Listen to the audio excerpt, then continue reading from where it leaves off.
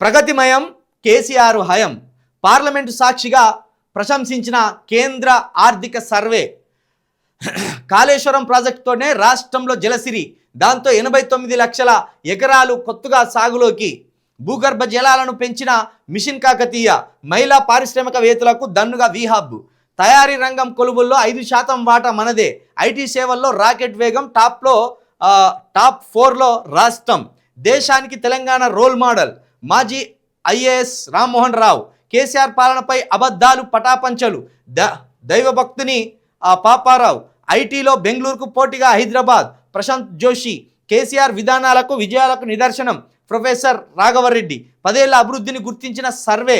Professor Sitarama Rao. Kaleshwaram గణిత చాటిన ఆర్థిక సర్వే. వెంకట్ పర్స. ఇక్కడ రాసుకొచ్చినట్టు 100% కేసీఆర్ గారి 10 ఏళ్ల పాలన అభివృద్ధి పథంలోనే సాగింది. కొంత ఆరోపణలు ఉండవచ్చు, కొంత ధనం వృధా చేసిందని అనవచ్చు, లేకపోతే కొంత రాష్ట్రాన్ని అప్పుల పాలు చేసి అప్పులు కుప్పలుగా తీసుకొచ్చిందని అనవచ్చు. కానీ 100% కేసీఆర్ గారి హయాంలో అభివృద్ధి పథంలోనే తెలంగాణ రాష్ట్రం సాగింది.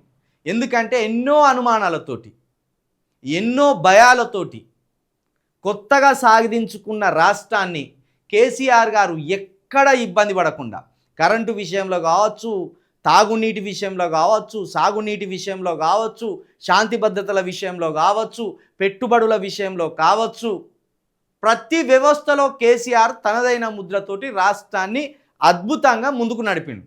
దాంట్లో ఎలాంటి అనుమానం లేదు.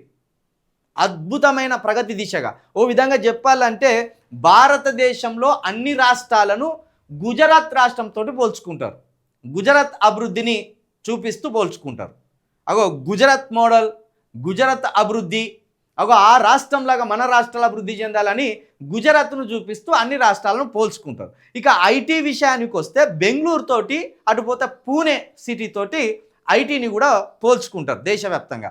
కానీ కేసీఆర్ గారు తీసుకొచ్చిన పథకాలు, కేసీఆర్ గారు చేపట్టిన ప్రాజెక్టులు, వీటన్నిటినీ ఈరోజు తెలంగాణతోటి ఇతర రాష్ట్రాలను పోల్చుకునే దాకా కేసీఆర్ గారు సాధించిండు ఆ ఘనత. 2000 పింఛన్ అయితేనేంది, కాళేశ్వరం ప్రాజెక్ట్ అయితేంది, ఆ వీహబ్ అయితేంది, ఇట్లా అనేకమైన పథకాలు, రైతు బంధు, ధరణి, లేకపోతే ఫ్రెండ్లీ పోలీసు, ఇట్లాంటి చాలా అంశాలను దేశం ఉలిక్కిపడే స్థాయిలో, విధంగా నరేంద్ర మోడీ గారే ఉలిక్కిపడే స్థాయిలో కేసీఆర్ గారు కొన్ని పథకాలను రూపకల్పన చేసి ఇగో తెలంగాణ మోడల్, దేశానికి తెలంగాణ మోడల్, గుజరాత్ మోడల్ కాదు తెలంగాణ మోడల్ అనే దాకా కేసీఆర్ గారు తీసుకొచ్చింది.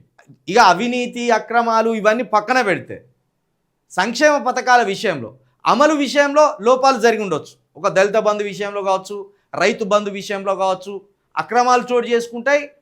అక్కడ లబ్ధిదారులు కాని వాళ్ళకు కూడా లబ్ధి చేకూరే అవకాశం ఉండొచ్చు.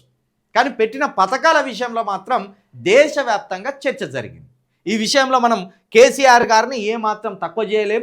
ఇప్పటికే ఆర్బీఐ నివేదికలు కూడా కేసీఆర్ గారు రాష్ట్రాన్ని 10 ఏళ్లలోనే దేశంలో ఒక నెంబర్ 1 స్థాయికి తీసుకుపోయే దిశగా ప్రణాళికలు చేపట్టిందని ఇంతకుముందు చెప్పిండు. అదేవిధంగా కాగ్ రిపోర్ట్ కూడా కేసీఆర్ గారు తెలంగాణ రాష్ట్రాన్ని అభివృద్ధి దిశగా నడిపిండనేది కాగ్ కూడా గతంలో ఇచ్చింది.